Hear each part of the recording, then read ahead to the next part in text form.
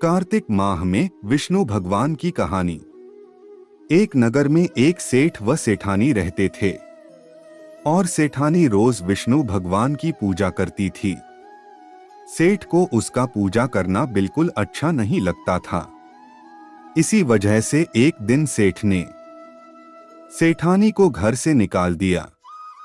घर से निकलने पर वह जंगल की ओर गई तो देखा 4 आदमी मिट्टी खोदने का काम कर रहे थे। उसने कहा कि मुझे नौकरी पर रख लो। उन्होंने उसे रख लिया, लेकिन मिट्टी खोदने से सेठानी के हाथों में छाले पड़ गए और उसके बाल भी उड़ गए। वह आदमी कहते हैं कि बहन, लगता है तुम किसी अच्छे घर की महिला हो। तुम्हें काम करने की आदत नहीं है। तुम ये काम रहने दो और हमारे घर का काम कर दिया करो। वह चारों आदमी उसे अपने साथ घर ले गए और वह 4 मुट्ठी अनाज लाते और सभी बांटकर खा लेते। एक दिन सेठानी ने कहा कि कल से 8 मुट्ठी अनाज लाना। अगले दिन वह 8 मुट्ठी अनाज लाए और सेठानी पड़ोसन से आग मांग लाई। उसने भोजन बनाया, विष्णु भगवान को भोग लगाया, फिर सभी को खाने को दिया। सारे भाई बोले कि बहन, आज तो भोजन बहुत स्वादिष्ट बना है। सेठानी ने कहा कि भगवान का जूठा है तो स्वाद तो होगा ही। सेठानी के जाने के बाद सेठ भूखा रहने लगा और आस पड़ोस के सारे लोग कहने लगे कि ये तो सेठानी के भाग्य से खाता था। एक दिन सेठ अपनी सेठानी को ढूंढने चल पड़ा।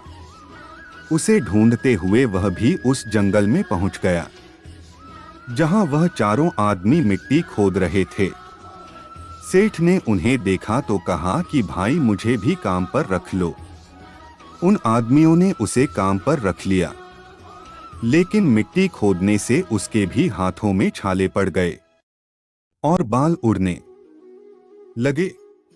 उसकी यह हालत देख चारों बोले कि तुम्हें काम की आदत नहीं है, तुम हमारे साथ चलो और हमारे घर में रह लो।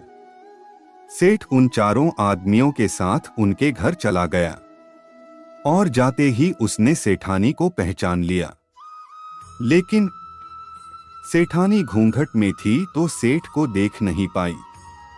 सेठानी ने सभी के लिए भोजन तैयार किया और हर रोज की भांति विष्णु भगवान को भोग लगाया।